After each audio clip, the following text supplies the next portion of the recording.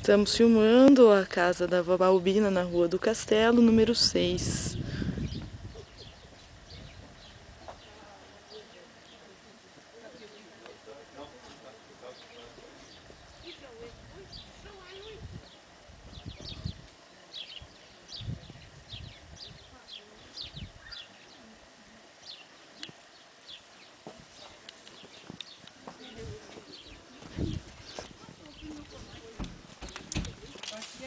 Dá um tchauzinho aí, pai.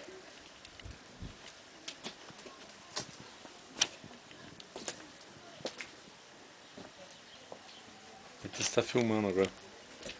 Isso aqui vai lá pra Arlete, é pedido da Arlete, né? É, filme. Tudo lá.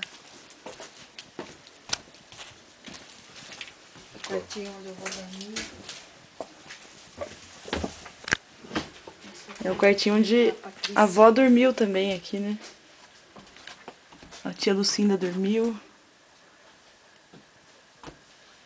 O vô e o tio Vasco também. A lareira. E ó, aquele negócio de Brasília.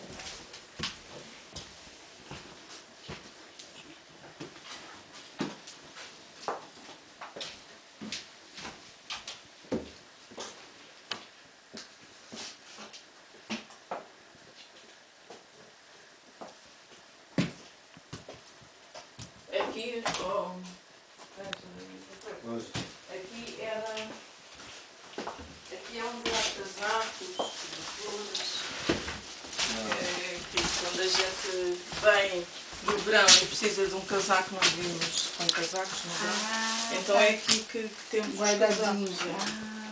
Coisas que a Cristina é muito esquisita. Então temos aqui, olha, um robe, uma t-shirt e casacos. Que bom, né, João? Tem tudo aí? É. Não passa frio, né, tia? É. E liga, olha, a lareira. Põe, liga. Sim. Tem que ter.